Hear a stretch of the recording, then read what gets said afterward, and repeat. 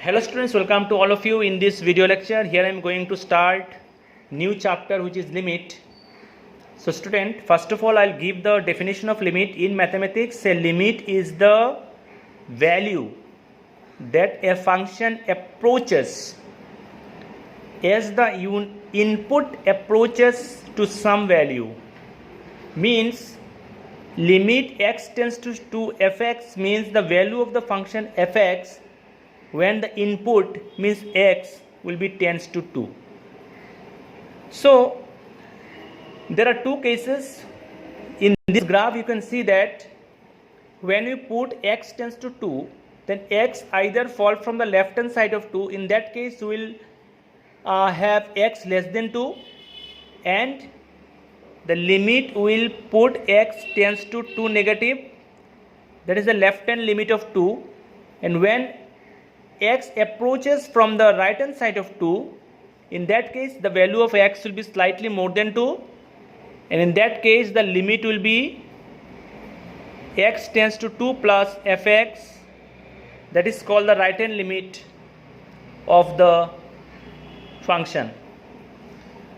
So whenever we calculate the value of the limit, value of a function while the x tends to 2 or in any other point, then we calculate the value of the function by putting exactly x equal to 2. The reason is that its left hand limit and the right hand limit will be approximately same as x tends to 2, right? So we'll put exactly x equal to 2 and we calculate the value. Suppose the function is limit x tends to 2, 3x plus 5. So 3 into 2 plus 5, it will be 11. So there are some conditions for existing a limit. First, when a limit gives a finite value, then a limit is said to be exist. Second, when the left hand limit is equal to the right hand limit, then the limit is said to be exist. So suppose there are two limits we have taken, limit x tends to 2 fx and limit x tends to a gx. These both the limits are existing limits are exist. Then there are some algebra of limit that we can calculate. First one we can say limit x tends to a fx plus or minus gx. Then we can split the limit like this, limit x tends to a fx plus minus limit x tends to a gx. If there is product of two function, limit x tends to a fx into gx, then also we can split like this, limit x tends to a fx into limit x tends to a gx. In case of quotient also we can split the limit. If it is limit fx by gx, then we can say right limit x tends to a fx divided by limit x tends to a gx, provided gx not equal to 0. Provided this limit gx not equal to 0, because if the denominator is 0, then the limit doesn't exist, it will be infinity. So these are some algebra of limit we can use while calculating the function of limit. Now I'll discuss there are some formulas to be used while calculating the limit.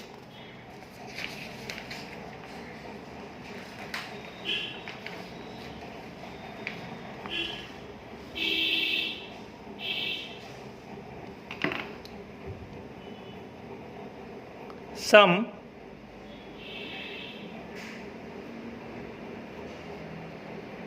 important formulas.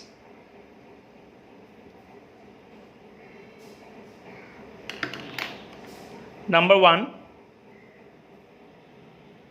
limit theta tends to 0, sin theta by theta equal to 1. Second is limit theta tends to 0, tan theta by theta equal to 1.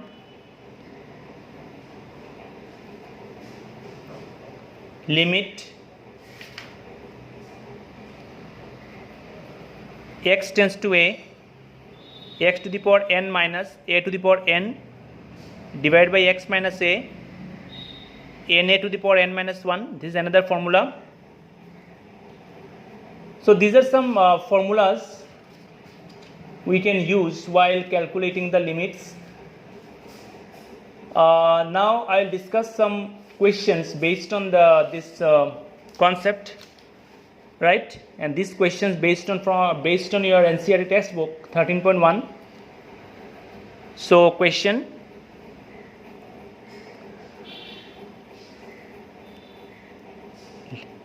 we have to find the limit x tends to 4, 4x plus 3 divided by x minus 2. Now first of all we have to check whether this denominator gets 0 or not after putting the value of x is 4. In graph you can check it. It is clear that denominator will be never 0 if we put x equal to 4. So we can directly, the next step, will put the value of 4. We'll use this input. So 4 into 4 plus 3 divided by 4 minus 2, right, and it's equal to 16 plus 3 by 2 and equal to 19 by 2. So this is the answer.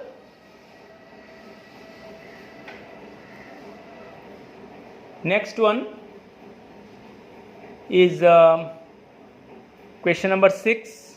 You can see that limit x tends to 0, x plus 1 to the power 5 minus 1 divided by x. So since if we put x tends to 0, since denominator getting 0, so we cannot put directly as x equal to 0. We have to use the formula and we have to reduce this x term. So students, all of you know x plus 1 to the power 5 can be expanded using binomial theorem, right? So limit x tends to 0,